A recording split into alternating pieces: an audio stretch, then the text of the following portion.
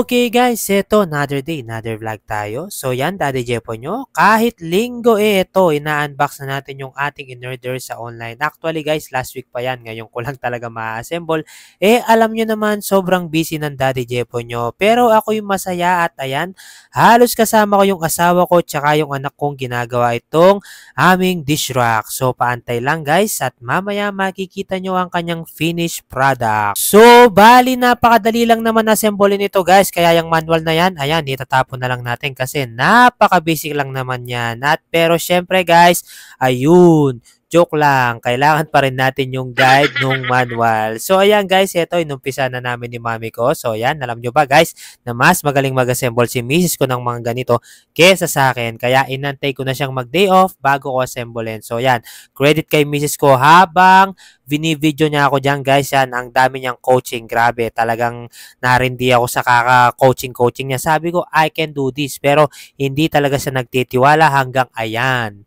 Pansin nyo naman, naitayo na ni Daddy Jepo nyo. Pero grabe lang talaga guys, ang sarap lang sa pakiramdam yung mga moment na ito. Nagkakasama kami magkakapamilya, di ba? Siyempre, napakasaya namin pag ginagawa namin itong mga bagay na to.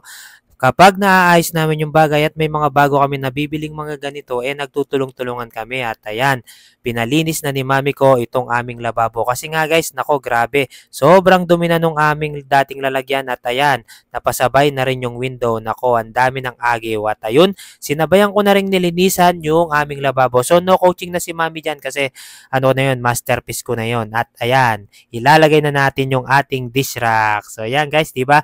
Napakaganda niya at napaka-accessible niya at napaka-spacious niya. Grabe. Sabi nga ni Mrs. Koy, napaka-aesthetic. At ayun, at aming itinapon na rin yung mga luma naming tasa, mga pinggan, at mga iba pang kutsara. So sabi ni Mrs. mamimili na lang kami one day. So yan guys, so 'di ba? Halos ang dami pang kulang niyan pero napakaganda niya at ayun, whoop! Yan oh, pansin nyo naman, Daddy Jepo nyo, tuwang-tuwa. And after nung guys, yan, nako, ito na yung pinakamasarap na part yan. Bali si mami ko pala yung nagluto niyan. Yan, nako, binagawang baboy. Ang sarap-sarap ng kain namin. And after nung guys, yan, soft drink lang. So fast break na lang pala tayo guys. After nun, eto na. Yun, nag-charge na rin kami. Kasi Sunday nga ngayon guys, yan. Ang ganda ng word kanina talaga guys, nakaka-bless. So yan, napakasarap pa sa pakiramdam.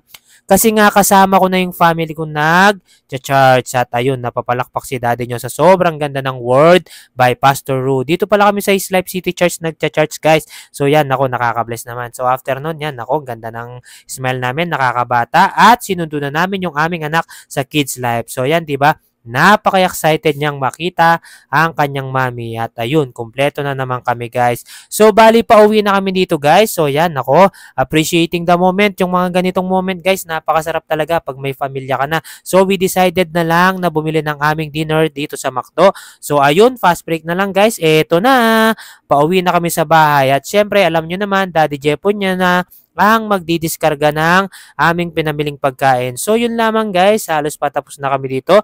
Paantay lang after nito at kami kakain na. So yun lamang po, maraming salamat. Siyempre, bye-bye! Finger heart kayo sa akin and God bless you po!